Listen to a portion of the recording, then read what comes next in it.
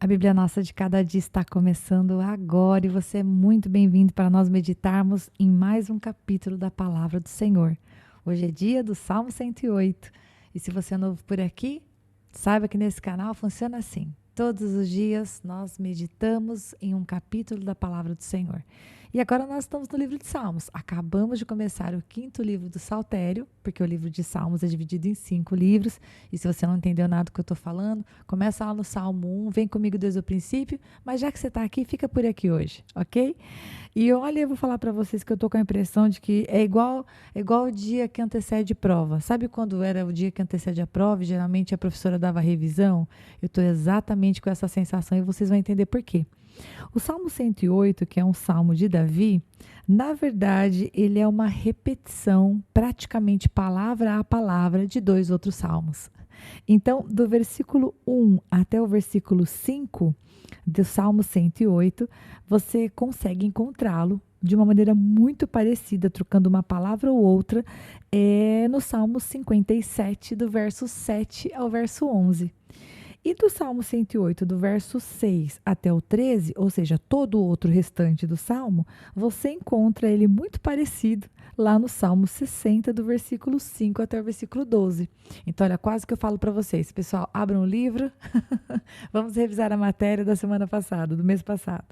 É uma brincadeira com você, porque a palavra de Deus, cada vez que nós lemos a palavra de Deus, ela se renova e ela traz para nós algo que nós não vimos. Porque o Espírito Santo de Deus quer falar conosco, né? A palavra escrita não muda, a palavra do Senhor é imutável, mas ela se revela para nós e ela sempre nos traz o pão diário. Por isso que o nome do canal é a Bíblia Nossa de Cada Dia, né? É todo dia um pouquinho com a palavra do Senhor, comendo um pouco da palavra do Senhor, se alimentando na presença do Senhor. Então vamos começar? O versículo de número 1 fala assim: Meu coração está firme, ó Deus. Cantarei e louvarei, ó glória minha. Acordem harpa e lira, despertai a alvorada. Eu te darei graças ao Senhor entre os povos, cantarei louvores entre as nações. Porque o teu amor leal se eleva muito acima dos céus. A tua fidelidade alcança as nuvens. Se exaltado, ó Deus, acima dos céus, estenda-se a sua glória ou a tua glória sobre toda a terra. Vamos parar aqui. Como eu disse para você, do versículo 1 até o versículo 5, ele é bem parecido com o Salmo 57, do versículo 7 até o 11. E quando eu digo muito parecido é porque apenas algumas palavras mudam. E qual era o contexto do Salmo 57? Porque quando nós lemos aqui esses primeiros 5 versículos, o que nós vemos, né? Nós vemos Davi dizendo que o coração dele está firme e que no Senhor, ou seja, o coração dele está cheio de fé, que ele vai cantar louvar o Senhor. Ele chama o nosso Deus de glória minha.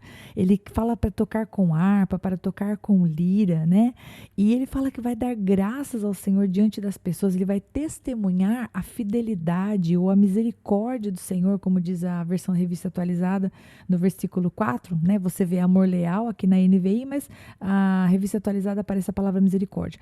Então, da maneira como Davi está falando aqui, ser exaltado a Deus acima dos céus, a gente imagina que Davi está num momento de festejo, né? A gente pensa, uau, Davi devia estar celebrando uma vitória. Mas o contexto do Salmo 57, do verso 7 ao verso 11, é exatamente o momento em que Davi estava fugindo da presença de Saul. Então nós observamos que Davi, ele tem coisas para nos ensinar, porque Davi, ele tirava forças do Senhor e por isso, mesmo diante de momentos de perseguição, de luta, de perigo, de repente até de medo, por que não, né? De sentimentos tão controversos, totalmente fora da zona de conforto, da paz, da tranquilidade, nesses momentos ele encontrava a paz em Deus que ele precisava e então ele dizia que ele ia adorar o Senhor, ia exaltá-lo, né? Isso nos ensina muito, porque geralmente nós quando estamos num momento de perseguição, né, seja de um chefe, seja de um colega de trabalho, quando a gente se sente perseguido dentro da nossa própria família, enfim, quando a gente vive uma situação de desconforto, seja emocional ou física, em geral a gente fica meio acanhado. E Davi vem ensinar para nós que não. E esse momento é o momento de exaltar o Senhor, de falar da fidelidade dele, de dizer que vai declarar o amor leal, né? Deus é fiel, né? Ele é misericordioso. te disse, né? Os salmos sempre ensinam para a gente uma coisa nova. Do versículo 6 até o versículo 13, como eu disse, ele é uma cópia com pouquíssimas mudanças do Salmo 60, do verso 5 ao verso 12. E esse Salmo 60, meus queridos, é ainda uma outra situação pior ainda, vamos falar dessa maneira. Esse salmo ele foi escrito quando Davi estava sendo ameaçado pelos exércitos sírios e ele teve uma derrota ali. Então não é um salmo, vamos dizer assim, no sentido de vitória. Não, há ali uma tensão, há ali uma perseguição. E veja só o que Davi escreve do versículo 6 até o 13. Salva-nos com a tua mão direita e responde-nos para que sejam libertos aquele a quem amas. Uma pausa aqui. Davi sabia que ainda que ele estivesse sendo ameaçado pelos exércitos, Deus o amava. E eu acho legal fazer um parênteses aqui. Geralmente, quando a gente passa por situações de dificuldade, a nossa mente, a nossa alma e os próprios pensamentos que o diabo quer que nós tenhamos, dizem para nós, você está passando por luta porque Deus esqueceu de você. Você está passando por dificuldades porque Deus não te protege. Será que adianta ter fé em Deus? Olha aí a dificuldade que você está passando. E aqui Davi vai ensinar para nós uma lição, né, através do Espírito Santo. Quando ele diz salva-nos, é porque eles estão num momento de perigo, versículo 6. Mas ele vai dizer assim, salva aqueles a quem o Senhor ama. Porque uma coisa Davi tinha firme no seu coração, de que Deus tinha um amor leal. O amor de Deus para com eles não era um amor baseado nas obras e no merecimento, mas na aliança que o Senhor havia feito lá atrás, em Abraão. E Davi sabia que Deus não é como os homens. Os homens rompem as alianças, mas o Senhor Deus não rompe alianças. Então, aqui Davi invoca do Senhor o pedido, né? Ele invoca de si, né? Ele pede ao Senhor por salvação, para que o Senhor venha salvá-los. Versículo 7. Do seu santuário Deus falou, no meu triunfo dividirei Siquém e repartirei o vale de Sucote. Gileade me pertence e Manassés também. Efraim é o meu capacete, Judá é o meu cedro. E todos esses nomes que aparecem no versículo 7 e 8 se referem a nomes e tribos do povo de Israel. E o que o Senhor está querendo dizer com esse dividirei do versículo 7? Queridos, ele está, né, falando aqui em primeira pessoa, ele está falando através de Davi, eu estou no controle. Eu faço com que Efraim seja o meu capacete e que Judá seja o meu cetro. Eu faço com que Gileade me pertença, né? Eu a conquisto. Eu é que vou repartir o vale de Sucote. E isso está falando do poder de Deus. De algo, queridos, que não é limitado. De algo que não pode ser roubado. Deus é Senhor. Com uma palavra dele, ele trouxe tudo à existência daquilo que não existia. E ainda hoje, ele continua sendo o mesmo. Ele é o mesmo Deus. Ele não há sombra de mudança nele. Portanto, aqui ele vai afirmar nesse versículo 7 e 8, que parece que a gente vê um monte de nomes, né? Gileade, Siquém. Você fala, Deus, esse versículo parece que não me ensina nada. Ensina sim.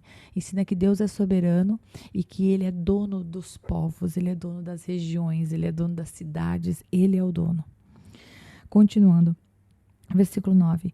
Moabe é a pia em que me lavo, em Edom atiro a minha sandália, em Edom atiro a minha sandália, sobre a Filístia dou meu brado de vitória. Quem me levará à cidade fortificada? Quem me guiará a Edom? Não foste tu, ó Deus, que nos rejeitaste e deixaste de sair com os nossos exércitos? Dá-nos ajuda contra os adversários, pois inútil é o socorro do homem. Com Deus conquistaremos a vitória e ele pisará os nossos adversários. Então, na finalização desse salmo, ao mesmo tempo que nós vemos Davi para de falar, né, em primeira pessoa, ele está falando em primeira pessoa dizendo no meu triunfo, né, versículo 7, 8, 9, e depois ele começa a falar de si. Né? Quem me levará à cidade fortificada, ou seja, quem vai me guiar nessa batalha, né? Quem vai me guiar até Edom?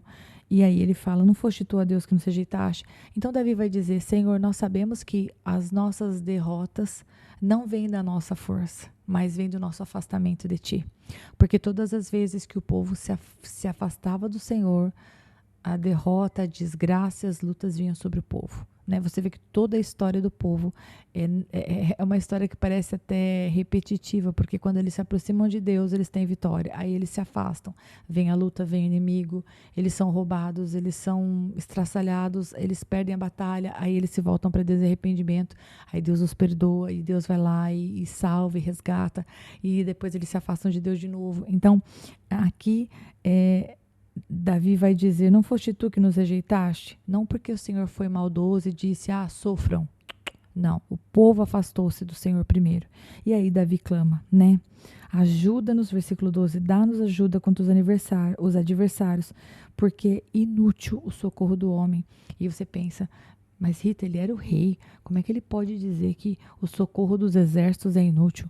Como é que ele, como rei, será que ele não sabe que se ele fizer alianças com outros reis, ele pode ter vitórias? É que Davi sabia que a vitória não vinha do conchavo, a vitória não vinha da aliança humana, a vitória não vinha do conhecido, a vitória não vinha do rei, do rei do castelo vizinho, vamos falar dessa maneira, agora eu estou brincando com você. A vitória vinha do Senhor, e é isso que ele vai declarar diante de Deus, porque com Deus, versículo 13, conquistaremos a vitória, e ele pisará os nossos adversários. E para fechar, queridos, porque a gente sempre, né, faz uma meditação, faz uma aplicação, é muito lindo ver como Davi, ele sempre volta para Deus a glória. Os salmistas todos, né? É que, puxa vida, Davi compõe de uma maneira tão linda, mas os salmistas todos voltam a vitória para o Senhor. Eles expressam com palavras a certeza de que se houve vitória é porque Deus veio e fez a sua intervenção. E isso nos deixa ensinamento. Temos lutas? Temos. Temos situações para resolver? Precisamos da ajuda do Senhor? Precisamos. Então o que vamos fazer? Vamos pedir. Vamos orar. Esse salmo, ele é um convite a mim e a você para nos dizer assim: ore, não perca a fé. Não deixe de orar ainda que você esteja passando por lutas ou por perseguições. Não pense que Deus esqueceu de você e muito menos que Ele é surdo e não está ouvindo sua oração. Volte seu coração para Deus. Se arrependa de algum pecado que caso você esteja vivendo uma vida longe do Senhor, caso você esteja fazendo coisas que você sabe que não agradam a Deus, vá falar com Ele. Não é uma questão de simplesmente dizer, tá bom, Deus, tem que confessar o pecado para ter sua ajuda, então vou confessar. Não é sobre isso, não é sobre cumprir uma tabela, não é um checklist. O que Deus quer ter conosco é um relacionamento. O que Deus quer ter conosco é comunhão. Então, eu te convido a, em nome de Jesus, falar com o Senhor sobre isso. Fale para Deus o que esse salmo falou para você e conserte a sua vida. Talvez hoje seja um dia que vá marcar a sua vida no sentido de ser aquele momento em que você se entrega para o Senhor, confessa diante dele e volta para o Senhor, e volta para o centro da vontade dele e abandona aquilo que não o agrada. E aí você vai fazer o quê? Vai fazer como Davi, você vai sair para as batalhas, mas você não vai sair para as batalhas na força do seu braço ou na força dos homens, né? Na força da ajuda humana, mas você vai sair com a força do Senhor dos Exércitos e Ele vai junto com você nas batalhas. E aí, meu querido, a vitória é certa. Com Ele não tem derrota nunca, né? Deus abençoe muito você, que o Senhor Deus te guarde. E se o bom Deus permitir, eu volto aqui para nós meditarmos no Salmo de número 109 amanhã.